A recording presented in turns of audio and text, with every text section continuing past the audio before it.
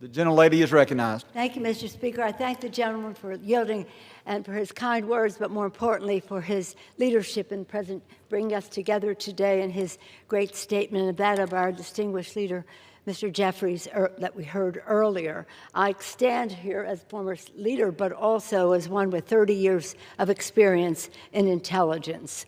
And I think this is a very important debate for us to have. There are two debates going on here. One is a debate as to the Constitution of the United States. The other is whether Iran should have a nuclear weapon, which we all agree they should not.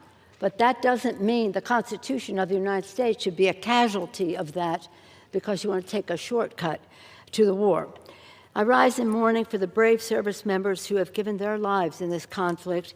We honor their ultimate sacrifice, and we pray for them, their families, and all who are injured in it so far. I had some veterans, Mr. Speaker, in my office earlier today on two different occasions, and we talked about the fact that having 6 people killed so early at the beginning of a conflict, initiation of hostilities, is unacceptable.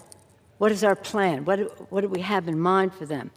So again, we all agree Iran should not have a nuclear weapon, and to that end, that's why I'm so proud at what President Obama did with this. He was masterful in diplomacy in forging an agreement that verifiably prevented Iran from obtaining a nuclear weapon. I have this book of statements from our colleagues who told the president we need to see the substance of the agreement, we need to see the validation and proof of it all, we need the communication to the American people. The president respected the Congress and came and gave reasons, and this is for an agreement. And this president won't even come and give us the data for an action of war. So let's be clear, this is not a debate about the merits of the war. That's another debate. It's a debate of the Constitution of the United States. The beauty of the Constitution, central to it, is the separation of power. I yield the gentlelady another 30 seconds. Okay. Essential of power, Article 1, and in that Article 1 is, very importantly, the power of the Congress to declare war.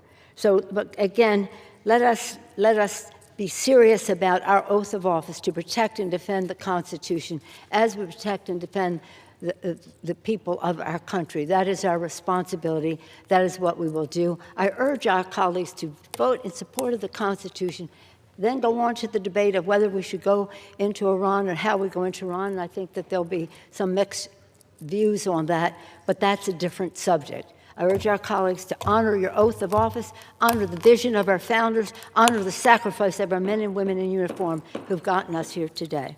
Thank you. The gentlelady yields. Does the gentleman reserve?